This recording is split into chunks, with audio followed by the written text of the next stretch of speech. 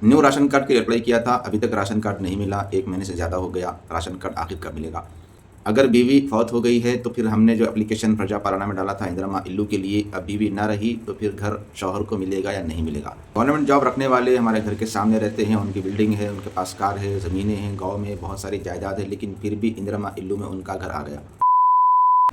दुआओं की गुजारिशात से वीडियो शुरू करते हैं और आखिर तक इस वीडियो में बने रहिए, क्योंकि एक अच्छी खबर हम सुनाने वाले हैं आपको। तो वीडियो शुरू कर लेते हैं। पहले दुआओं के लिए गुजारिश की गई अमजद साहब की तरफ से कि वो दुआ की गुजारिश करते हैं अपने मोहम्मद मकबूल साहब, जो उनके वालिद साहब हैं, उनके लिए हम हक़ में दुआ करते हैं कि अल्लाह ताला उनकी मकबूल साहब की मग़फ़िरत फरमाए। आयशा बेगम के लिए भी हम दुआ करते हैं, उन्होंने वजह नहीं डाली कि सेहत के लिए दुआ करना है या मग़फ़िरत की दुआ करना है।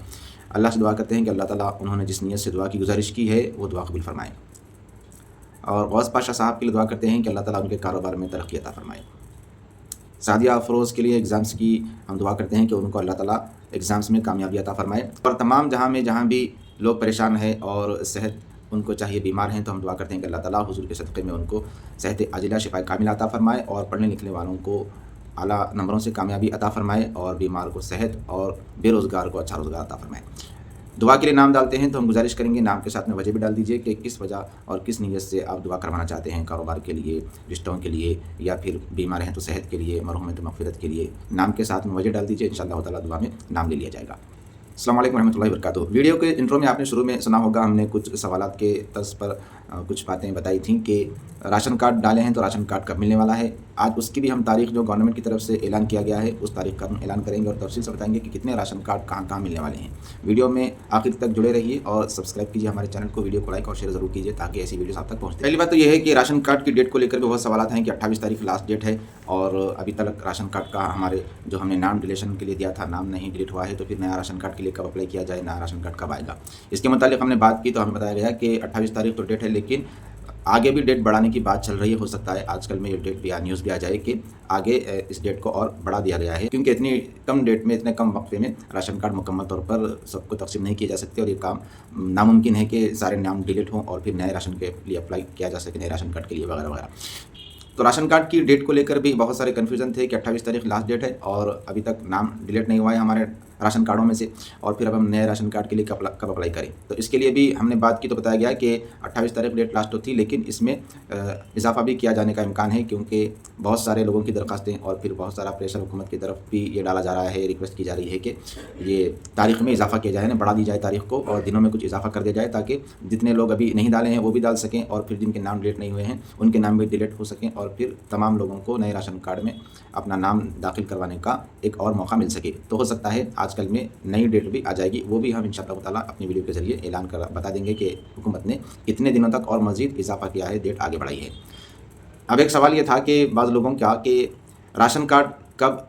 जारी होंगे, नए राशन कार्ड आखिर कब मिलने वाले हैं। तो हुकूमत की तरफ से ऐलान किया गया है कि 1 मार्च से नए राशन कार्ड की तकसीम अमल में आएगी। हैदराबाद और रंगारेड्डी डिस्ट्रिक्ट में तकरीबन 1 लाख नए राशन कार्ड दिए जाने वाले हैं। 1 मार्च से ये राशन कार्ड की तकसीम अमल में आएगी और फिर 8 तारीख के बाद में तमाम अज़ला में टोटल मिलाकर 5 लाख राशन कार्ड तकसीम किए जा रहे हैं और ये सबको मिलेंगे 5 लाख अफराद को, ये हुकूमत की तरफ से ऐलान है। अब ये इतनी डेट में यानी देने में, तकसीम में ये ताख़ीर क्यों हुई, इसकी वजह यह है कि ये तो 26 जनवरी को ही हुकूमत ने, तेलंगाना की हुकूमत ने तकरीबन 16 से 17 हज़ार राशन कार्ड नए तकसीम किए थे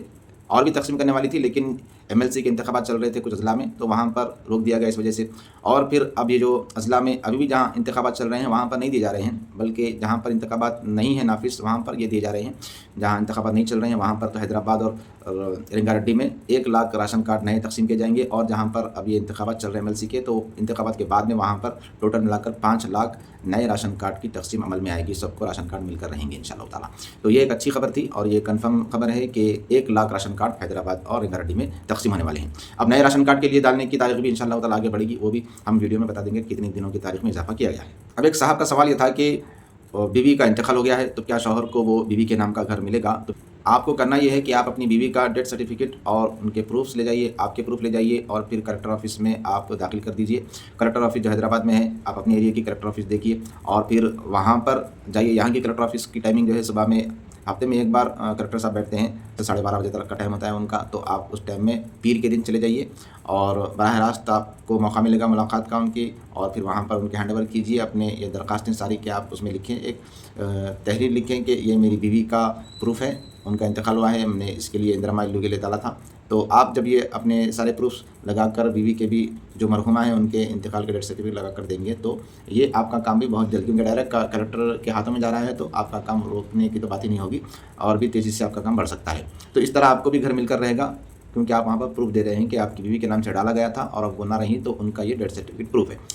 تو اس طرح آپ اپنی اپلیکیشن داخل کر سکتے ہیں۔ بعض لوگوں کی طرف سے یہ بھی کہا جا رہا ہے کہ بعض ایسے لوگ بھی ہیں جو گورنمنٹ جاب رکھتے ہیں، ان کے بلڈنگ ہے، جائیداد ہے، زمینیں ہیں، لیکن اس کے باوجود ان کے گھر کو، ان کے گھر والوں کو اندرما الو میں گھر کا الاٹمنٹ ہوا ہے، اندرما الو میں ان کا گھر آیا ہے۔ تو ہو سکتا ہے کیونکہ حکومت ایسے ہی، یہ لوگ ایسے بہت سارے لوگ ہیں جن کو گھر کی ضرورت نہیں ہے لیکن ان کے نام پر اندرما الو کے گھر آ رہے ہیں۔ تو جو حکومت اتنے دن لگا رہی ہے یہ گھر دینے میں، تو سروے جو کیا جا رہا ہے اس لیے کیا جا رہا ہے کہ یہ پھر سے ریچیک ہو اور پھر